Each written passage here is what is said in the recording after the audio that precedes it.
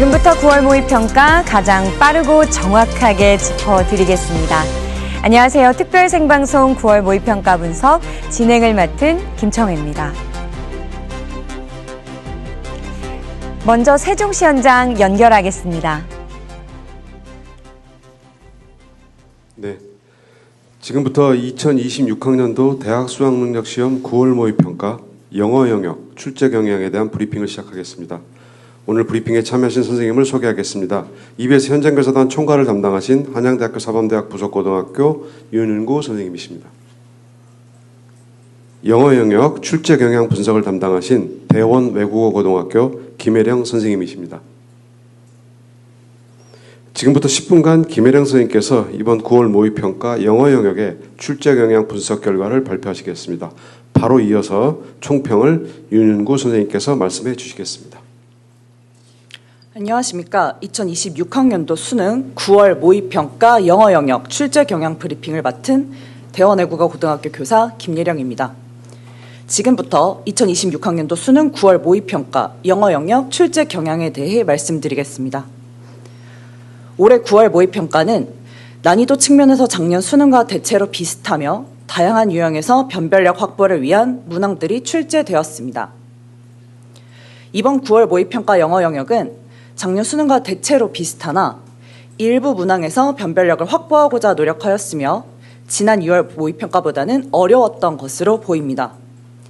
내용이 지나치게 추상적이어서 우리말로 해석해도 이해하기 어려운 지문을 배제하였으며 지문과 선택지를 충실하게 읽고 정확하게 이해해야만 풀 수 있는 문항들이 다양한 유형에서 골고루 출제되어 전반적인 변별력을 확보한 것으로 판단됩니다.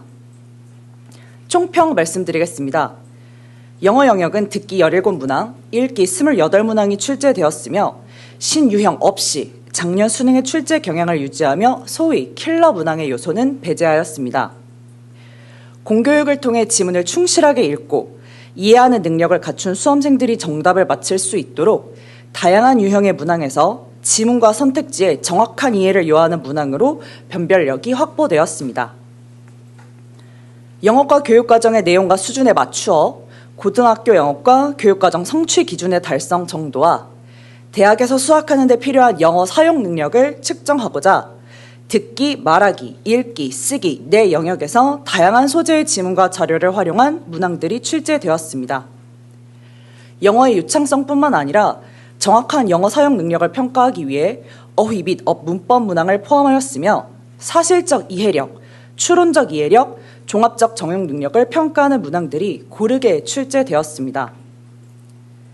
EBS 수능 연계 교재안은 55.6%, 25문항이 연계되었는데 듣기 및 말하기 문항의 경우 EBS 수능 연계 교재에 나온 대화, 담화를 재구성하거나 소재, 그림 및 도표 등을 활용한 문항이 12문항 출제되었고 읽기 및 쓰기 문항의 경우에는 EBS 수능 연계 교재에서 지문과 안내문의 주제나 소재를 활용한 문항이 13개 출제되었습니다.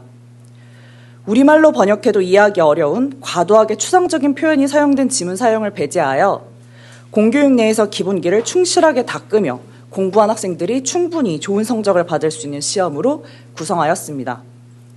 21번 함축 의미 추론, 34번 빈칸 추론, 37번 글의 순서, 39번 문장 삽입 등의 문항을 통해 변별력을 확보하고자 하면서도 그 외 다른 문항들은 가급적 평이하게 출제되어 중하위권 수험생들의 시험 부담을 경감시키고자 하였습니다.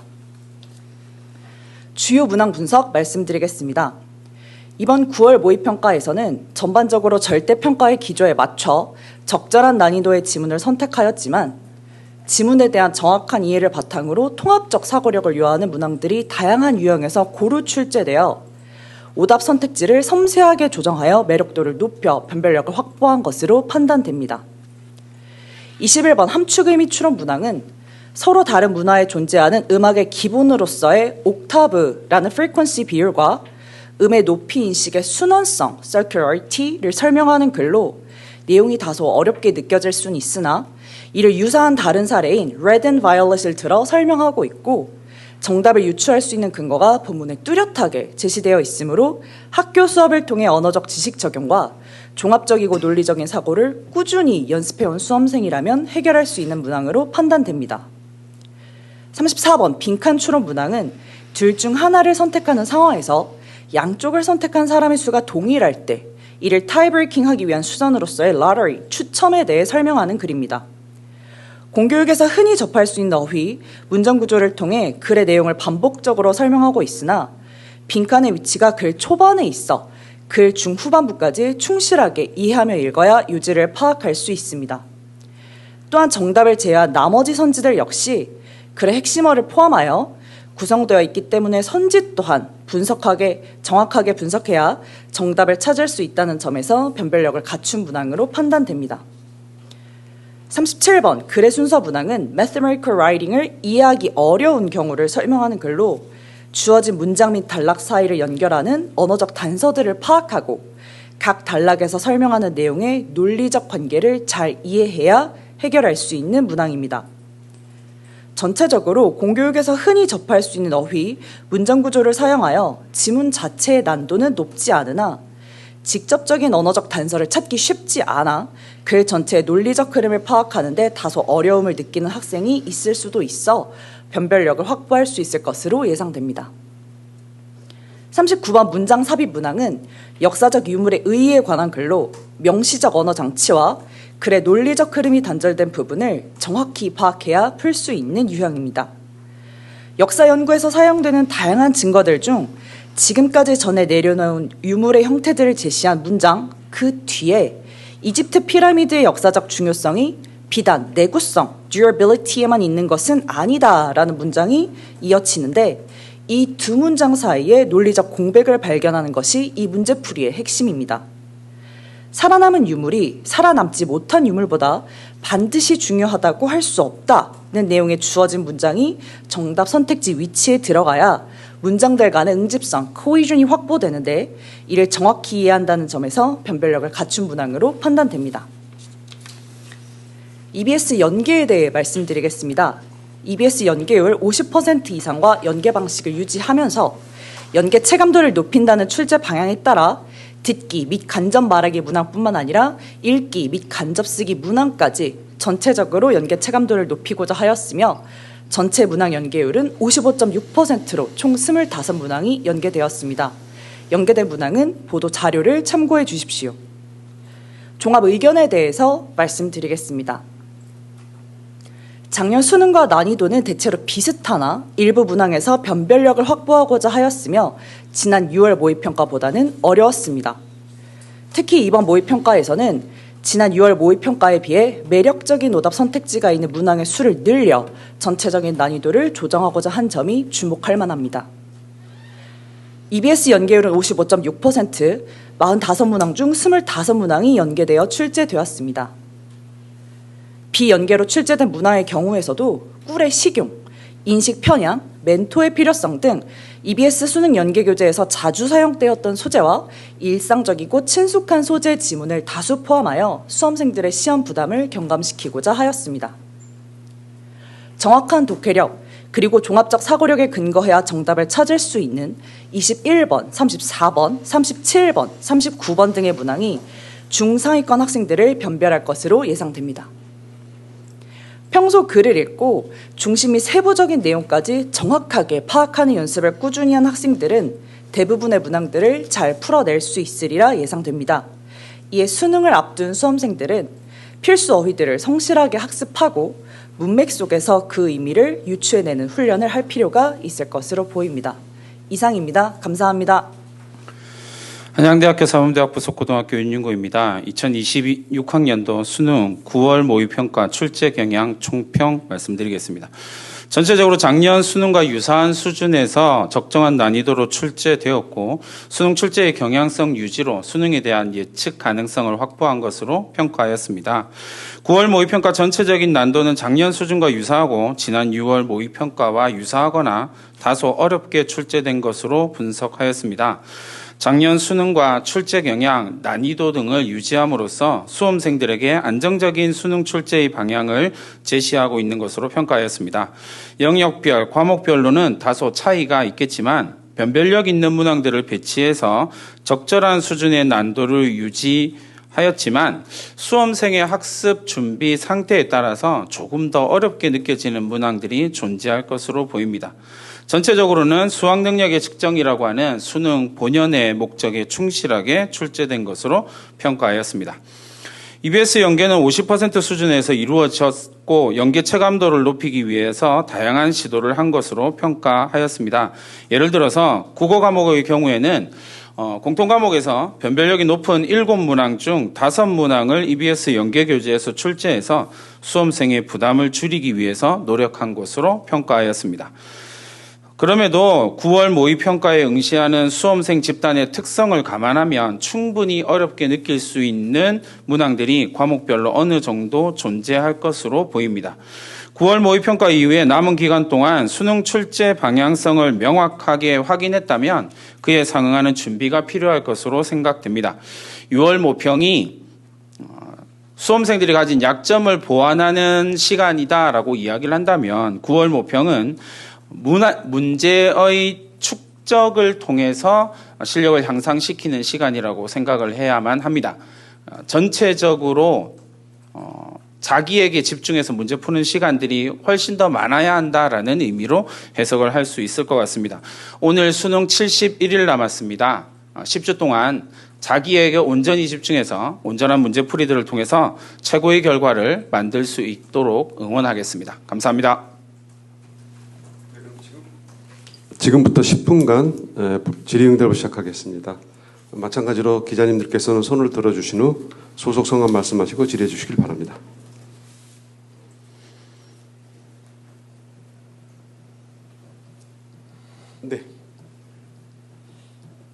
네, 먼저 하시죠. 세계일보 김윤아 기자입니다. 영어 질문 드리겠습니다.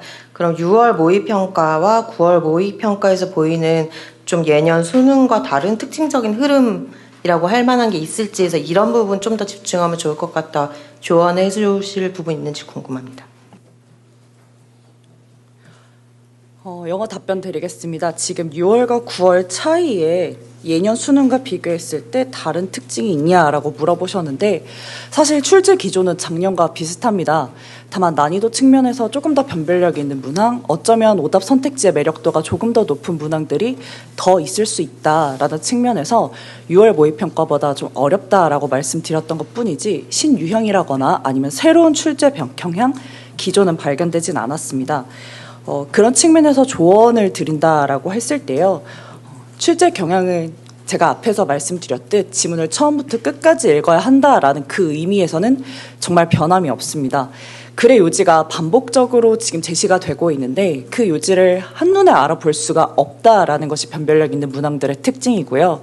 그 단어 표현들이 어떻게 바뀌었는지를 한번 주의 깊게 살펴보는 훈련을 할 필요가 있습니다.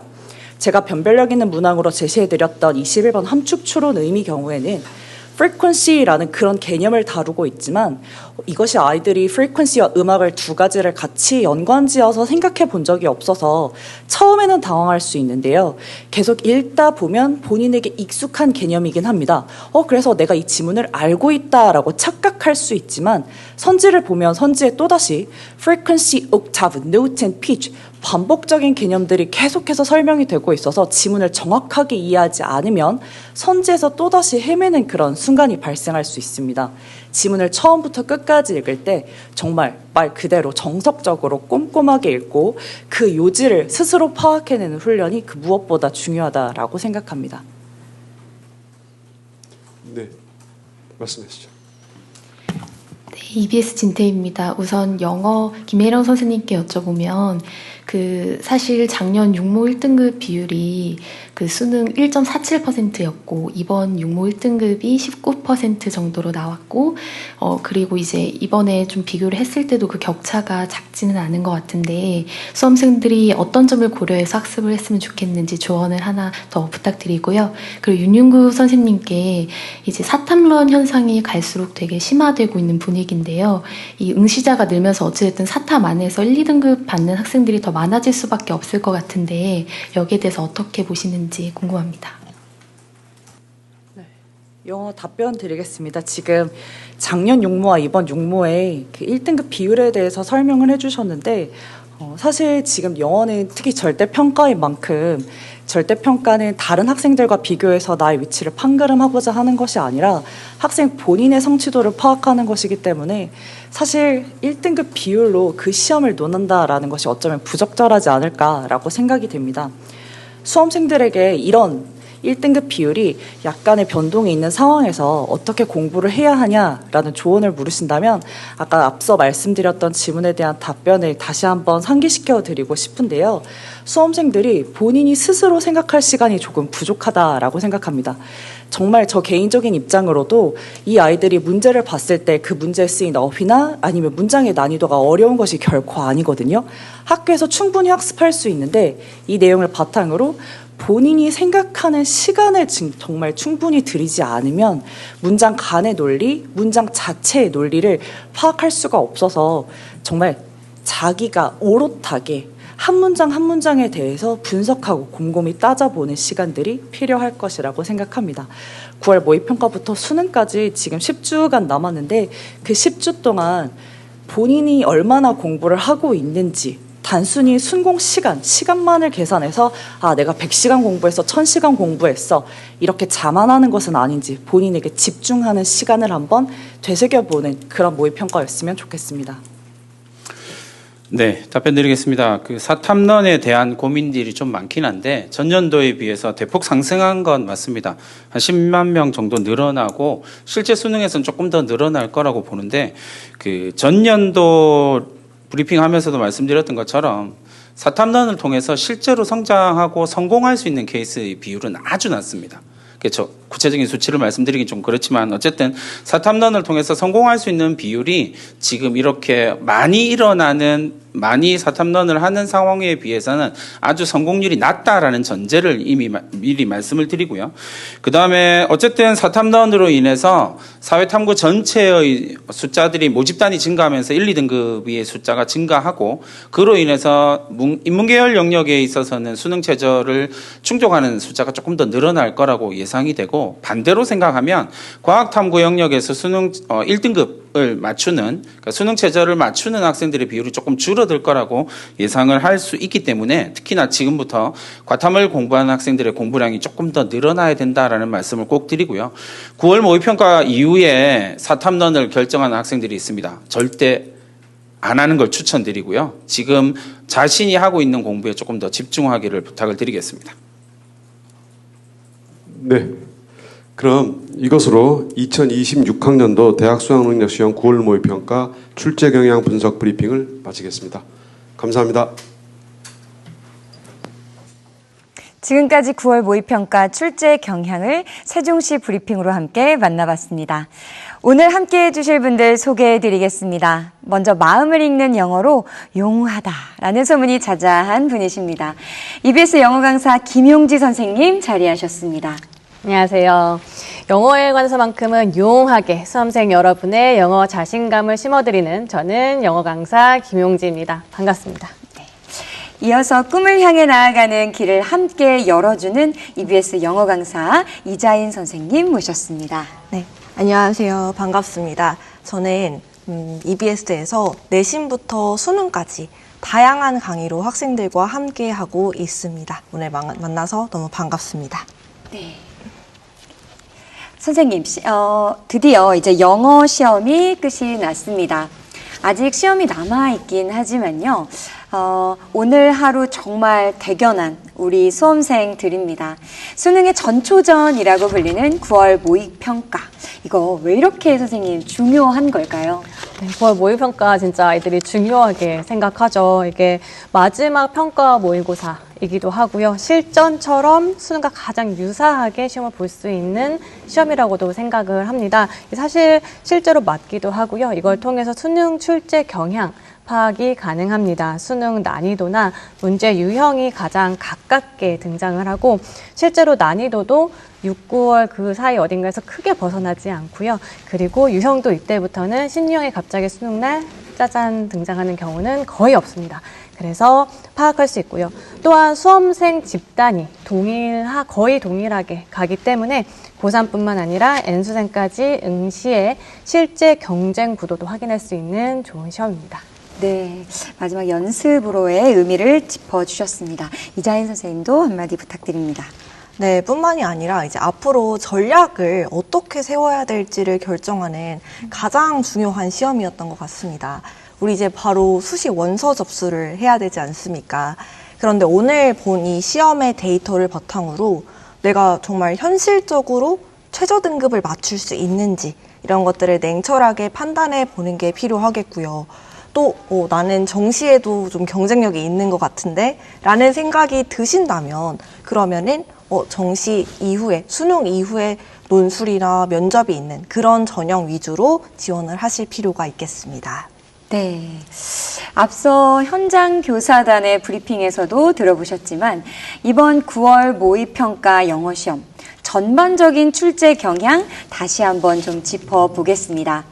지난 6월 모의평가에서는 1등급 비율이 19.1%에 달할 정도로 다소 좀 쉽게 출제가 됐었거든요.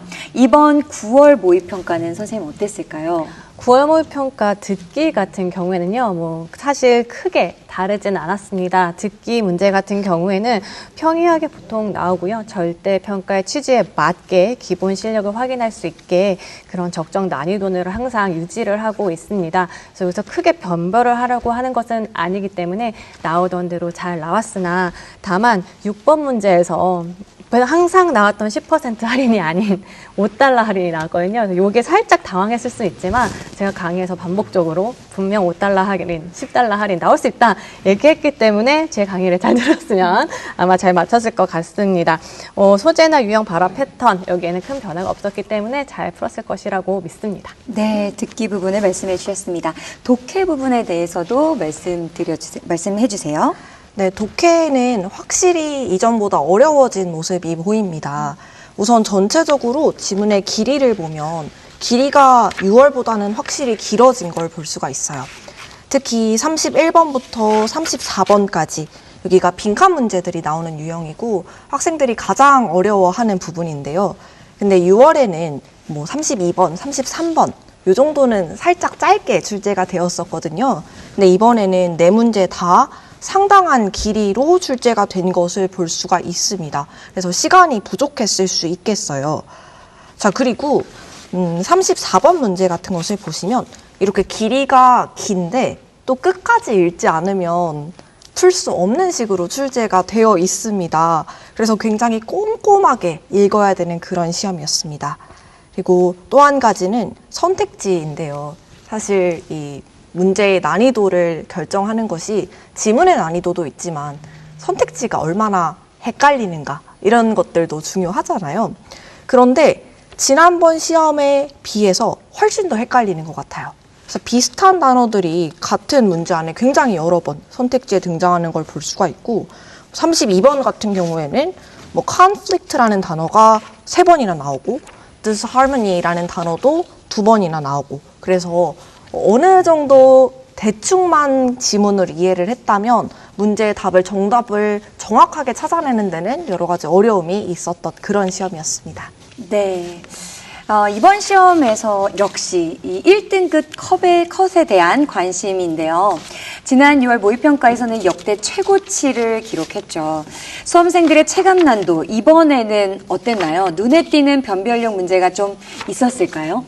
네, 학생들의 체감 난도는 약간 높았을 것이라고 저는 생각을 합니다. 왜냐하면 저희 아이들에게도 6월 쉽게 나왔으니까 9월 어렵게 나온다. 여러 번 얘기해도 영어 공부 안 하거든요.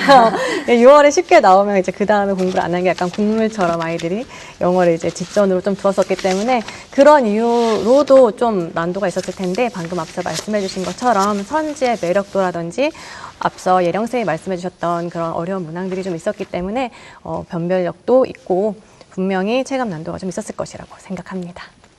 네.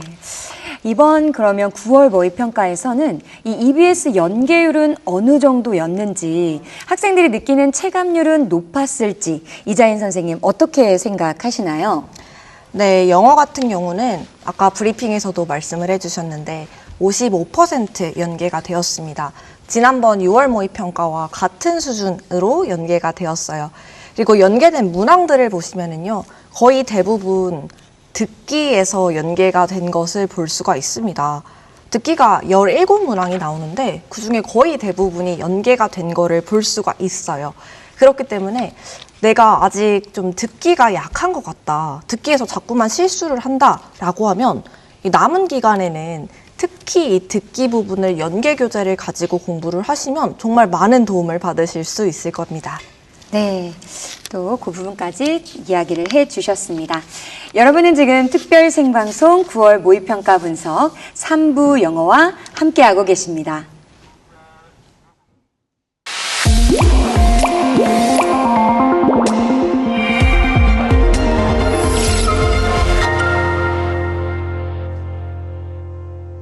네, 수험생 여러분의 든든한 동반자, EBS가 끝까지 함께하겠습니다.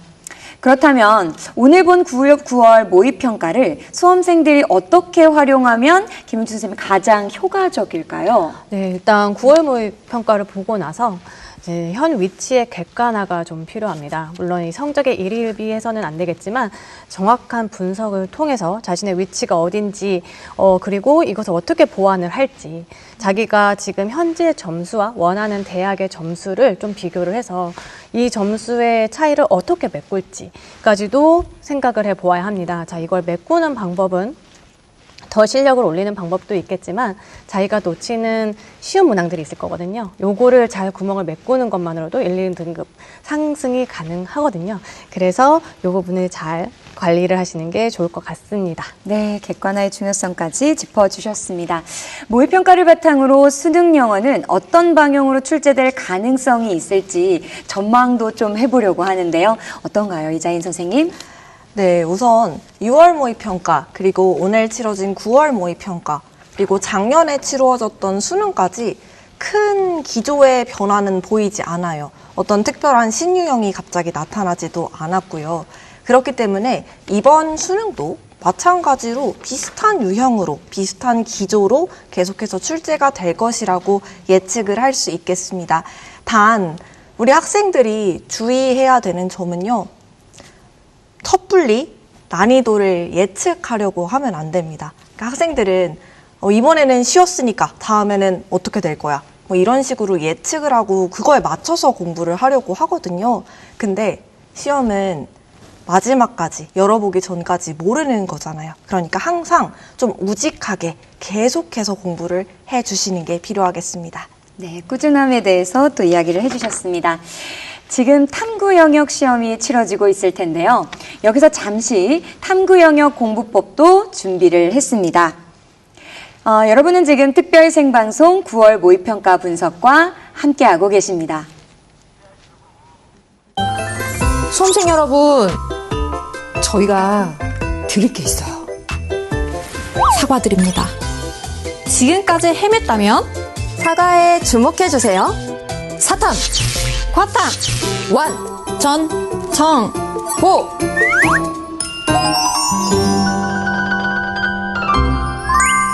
안녕하세요. 사과 전략 분석가 강승희입니다.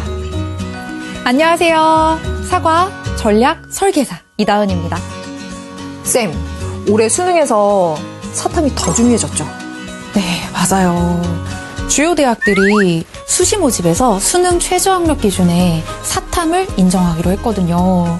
그러면서 의대뿐만 아니라 일반 자연계학과에서도 사탐을 인정해주면서 응시자가 크게 늘어날 것으로 보입니다. 그러면 사탐에서 고득점 경쟁이 더 치열해진다는 뜻일 것 같아요. 맞아요. 그러면 우리 수험생들은 지금부터 수능 때까지 어떤 전략을 세워야 됩니까, 선생님? 네, 제가 등급별로 전략을 설계해 드릴게요. 우선 기본 개념을 마스터하고요. 1등급 만점을 목표로 하는 친구들은 수능 특강, 수능 완성, 기출 문제를 풀이하시면서 시간을 재고 실전처럼 풀어보시는 거예요. 이때 단원 간의 개념의 연결고리, 그것을 학습하시는 게 중요합니다. 그리고 연계교재 변형 문항에 대한 적응력을 키우는 것도 핵심이겠죠. 2, 3등급을 목표로 하는 수험생들은 단원별로 핵심 개념이 잘 정리되어 있는지를 점검을 해주세요. 교과서와 연계교재에 있는 문제를 풀면서 반복적으로 나오는 개념들, 그리고 헷갈렸던 개념들을 단권화 노트로 만들어서요, 수능 시험장에 가져갈 수 있게 준비하길 추천합니다. 4등급, 5등급을 목표로 한다면 딱 한 번만. 저 사과 전략 설계사를 믿고요. 수능 특강, 수능 완성, 교재하고 강의를 제대로 딱 한 번만 보고 들어주세요. 그리고 또 한 가지. 실수를 줄이는 것만으로도 여러분들의 점수 점프할 수 있습니다. 그런데 말이에요. 나 지금부터 준비하면 늦었다. 난 안 된다. 난 내년 수업을 준비해야 되냐. 이렇게 빠르게 낙담하는 친구들이 있습니다. 그런 친구들 꼭 있죠. 그러면 안 됩니다. 왜냐? 실제 입시 데이터를 분석해보면요. 9월 모평 이후에 탐구 과목 선택을 바꿨는데도 1등급이나 만점 받는 친구들이 꽤 나온다는 거예요. 여러분들도 그 주인공이 될 수 있습니다. 단, 그렇게 되려면 확실히 해야 되는 한 가지가 있어요. 그게 바로 개념 정리예요. 그걸 위해서 추천하는 방법이 하나 있는데요. 여러분들 한 강 강의 열심히 듣고 나서 그 강의에 핵심이 되는 개념을 한 줄로 정리해보세요. 그렇게 해서 그 한 강의 내용을 완벽하게 이해하고 다음 파트로 넘어가는 거예요. 이거 추천드립니다. 지금까지 등급별 사탐 전략을 설계해봤습니다. 그러면 과탐 전략도 한번 알아볼까요? 정윤희, 이윤희 선생님. 과탐 때문에 힘드셨죠? 사과드립니다. 이제부터는 달라질 거예요. 약속드립니다. 안녕하세요. 사과 전략 분석가 정윤희입니다. 안녕하세요. 사과 전략 설계사 이윤희입니다. 아직 원하는 점수를 받지 못한 수험생들, 왜 그럴까요? 과탐 전략의 핵심은 바로 냉철한 현실 분석입니다. 시험 결과는 좋을 수도 나쁠 수도 있잖아요. 근데 냉철하게 말씀드리면요.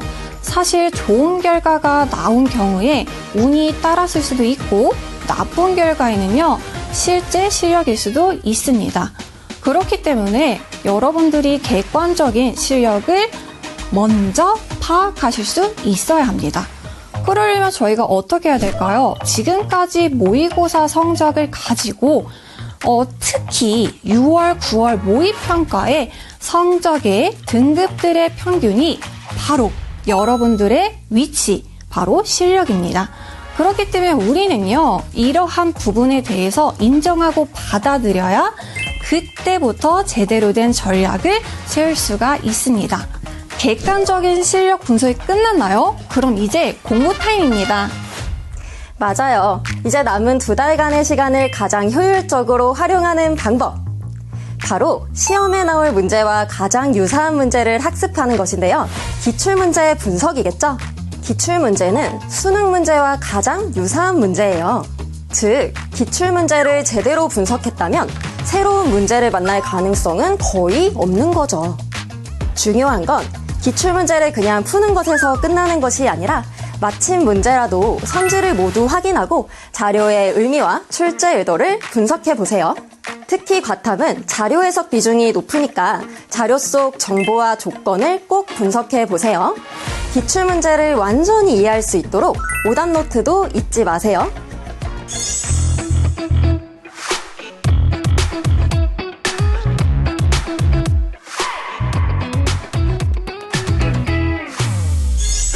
지금까지 9월 모의평가 이후 사과 기억하시죠? 사회탐구 영역과 과학탐구 영역의 공부법을 정리해 보았습니다. 구체적인 계획이 머릿속에 그려지시나요? 네, 좋습니다. 그러면 매일 성장하는 자신을 믿어보세요. 자, 시험장에 들어갈 때는요, 여러분들이 나는 충분히 준비했어 라는 마음으로요, 당당하게 들어가시면 됩니다. 지금부터 수능까지 사과 전략으로 완전 정복해 볼까요? 네, 탐구 영역 역시 전략적인 공부가 필요하다는 점 꼭 기억해 두시기를 바랍니다. 다시 좀 영어로 돌아와 보면요. 이렇게 탐구까지 해야 할 공부량이 많다 보니 수능에 가까워질수록 영어에 조금 소홀해질 수도 있는데요. 영어는 감을 유지하는 게 중요하다고 하죠. 남은 기간 다른 과목과 함께 공부하면서 영어 감을 어떻게 유지하면 좋을까요? 네, 맞습니다. 영어가 아무래도 다른 과목에 비해서는 이제 후순위로 밀리는 경우가 많은데 그럼에도 불구하고 완전히 놓으면 안 됩니다. 그래서 자투리 시간에 꾸준히 단어 공부를 하는 것을 추천하고요. 언어는 보면 볼수록 기억에 남는데 이 단어를 아는 것만으로도 그 단어 때문에 문제를 틀리기도 하고 맞기도 하기 때문에요. 꾸준히 접하는 게 중요합니다. 따라서 휴식 시간이나 이동 시간이 긴 경우에 단어장 꾸준히 보는 거 정말 추천드리고 이제 모의고사 계속 풀잖아요. 이 모의고사들 그냥 풀고 넘어가지 말고 틀렸던 것뿐만 아니라 자기가 헷갈린 거 실수라고 생각하는 친구들 많거든요. 근데 그거 다 틀렸다고 생각하시고 원인 분석, 답안 확실히 나오는지 소재, 주제 확실히 나오는지 다시 한번 분석하시면서 이런 방식으로 감을 쭉 유지하면서 손 놓지 않는 것이 중요하겠습니다. 네, 자투리 시간을 잘 활용하는 방법까지 알려주셨습니다. 이자인 선생님. 네, 영어 실력은 근육이랑 비슷해요.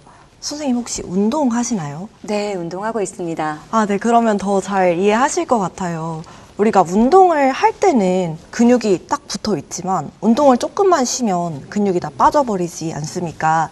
영어도 똑같습니다. 이게 열심히 할 때는 근육이 막 붙어서 텍스트가 잘 읽히는데 어느 순간 놓아버리면 그 근육이 다 빠져버리거든요. 근데 지금껏 열심히 했는데 마지막에 그 근육을 잃어버리면 너무 아깝지 않습니까?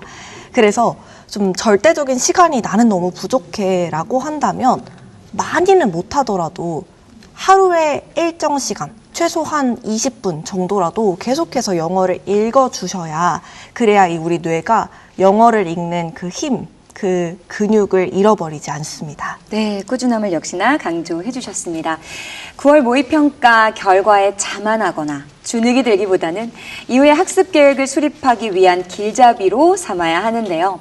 수험생들이 끝까지 챙겨야 할 영어 공부법, 마무리 전략은 무엇일까요? 네, 마무리 전략은 방금 얘기했듯이 어휘를 꾸준히 끝까지 보는 것이고요. 근데 이제 무엇보다 사실은 추천을 드리고 싶은 건 수능 완성 교재를 만약에 아직 제대로 보지 않았다면 꼭 보는 것을 추천드립니다. 이 수능 완성 교재 같은 경우에는 유형별로도 짧게 나와 있어서 부족한 유형 빠르게 볼 수 있고요. 그리고 뒤에 5개의 모의고사가 있는데 특히 듣기 같은 경우에는 이 수능 완성에서만 한 문제 중 50%가 보통 연계가 돼서 이 5회밖에 안 되는 거 보면은 반 정도 어느 정도 익숙해진 상태에서 들어갈 수 있다라고도 생각할 수 있겠습니다. 그리고 유형이나 10월 초 같은 경우는 개념이나 약점을 보완하는 시기를 좀 잡으시고 10월 중순부터는 실전 실력을 완성시키고 전략을 확정시키는 시기로 잡으시면 좋을 것 같습니다. 네, 수능 완성을 잘 활용하라는 말씀 감사합니다. 이자인 선생님. 네, 이제 남은 기간에는 정말 실전처럼 계속해서 연습하는 게 꼭 필요합니다. 근데 이게 참 말은 쉬운데 생각보다 잘 안 되거든요. 아, 밥 먹고 졸려서 좀 딴 생각한 것 같으니까 5분 추가해야지.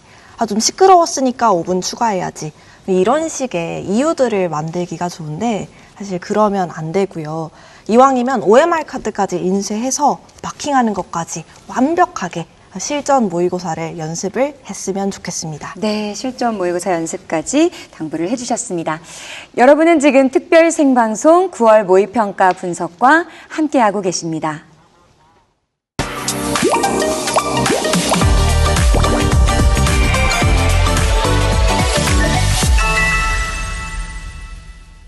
네, 수능 영어 만점으로 가는 길 EBS와 함께하세요.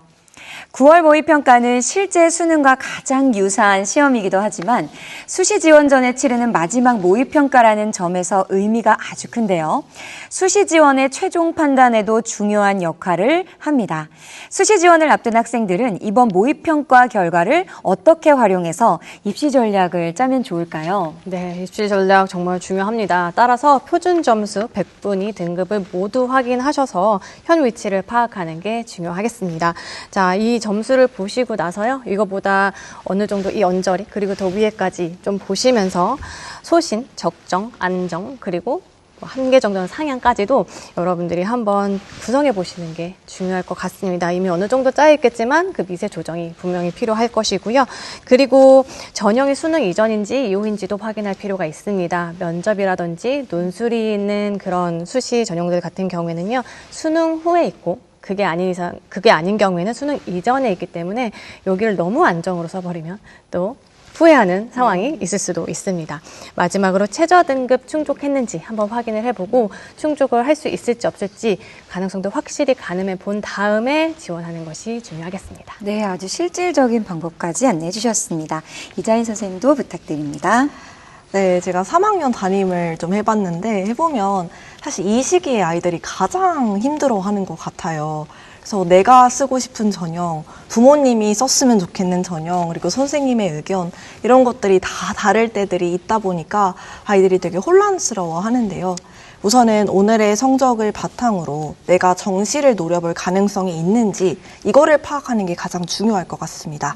그리고 정시가 나는 안 될 것 같은데, 수시를 해야 될 것 같은데 라고 한다면은 여러 가지 도전을 하는 것도 물론 좋지만 적어도 한두 개 정도는 내가 정말 붙을 수 있는 대학, 현실적으로 붙을 수 있는 대학의 원서를 꼭 미리 써두시고 그 다음 것들에 대해서 여러 가지 도전을 이어가는 것을 추천합니다. 네, 또 방법을 안내해 주셨습니다. 수능과 대비해서 EBS 활용도 빼놓을 수가 없죠. EBS를 어떻게 활용하면 가장 효과적일까요? 네, 9월 모의평가와 함께하는 EBS-I 풀서비스도 빼놓을 수 없습니다. 먼저 저녁 6시 30분부터 9시 10분까지 진행되는 경향 분석 라이브, 그리고 출제 경향과 학습 전략, 해설은 물론 실시간 Q&A까지 준비되어 있습니다. 전 과목 해설 강의 풀세트가 EBS-I에서만 독점으로 제공되고요.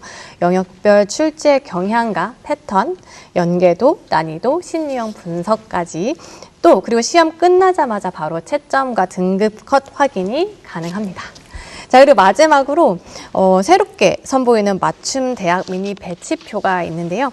성적 입력만으로 지원 가능한 대학 탑 10을 확인하고 맞춤 대학 지원 가이드를 통해 신속하고 체계적인 입시 전략을 세우실 수 있습니다. 자세한 내용은 EBS-I 홈페이지에서 확인하실 수 있습니다. 네, 많은 정보를 또 전달해 주셨습니다. 이자인 선생님. 네, 이제 앞으로도 남은 수능까지 내가 이렇게 공부하는 게 맞나? 라는 많은 고민들이 들 거예요. 그래서 여러분들이 가진 이런 여러 가지 고민들을 EBS 대표 강사진 선생님들께서 미리 알고 학습 전략을 작성해 주셨습니다. 그래서 EBS-I 학습 전략 칼럼 꼭 확인해 보시면 많은 도움을 받으실 수 있을 거예요. 네, 그리고 이제부터는 실전 모의고사를 많이 봐야 되잖아요. 그때 양질의 퀄리티의 문제로 여러분들 연습 잘 할 수 있도록 EBS의 많은 모의고사 시리즈가 준비되어 있습니다. 특히 이 수능 직전에는 클리어 봉투 모의고사라고 해서 실전이랑 시험지 디자인까지 똑같은 그런 모의고사도 준비되어 있으니까 많이 활용하시고 잘 성적을 올려보시기를 바라겠습니다. 네, 컬럼과 모의고사까지 소개를 해주셨습니다. 자, 오늘 이 시간 이후에는 특별한 이벤트도 준비되어 있습니다. 자세한 내용은 EBS-I 홈페이지에서 확인해 주세요. EBS와 함께라면 남은 70여일 충분히 전략적으로 활용하실 수 있습니다. 자, 오늘 함께 해주신 김용지, 이자인 선생님, 수험생들은 물론이고요. 수험생들 뒷바라지 하시는 학부모님들에게도 따뜻한 응원의 메시지로 마무리 한번 부탁드리겠습니다. 네, 끝까지 집중하면 기적이 이루어진다고 합니다. 마지막까지 포기하지 않는 것이 바로 실력이거든요. 여러분들, 그리고 여러분들을 뒷바라지하는 학부모님들의 마지막 스퍼트 응원하겠습니다. 네, 이자인 선생님도 짧게 부탁드립니다. 네, 여러분 지금부터는 스스로를 많이 믿어주셨으면 좋겠습니다. 믿으면 이루어진다고 하거든요. 여러분들 잘 될 거니까 항상 응원하겠습니다. 네, 여러분들이 걸어온 모든 순간이 헛되지 않았다는 믿음 꼭 잊지 마시기 바랍니다. 오늘 함께 해주신 두 분 고맙습니다.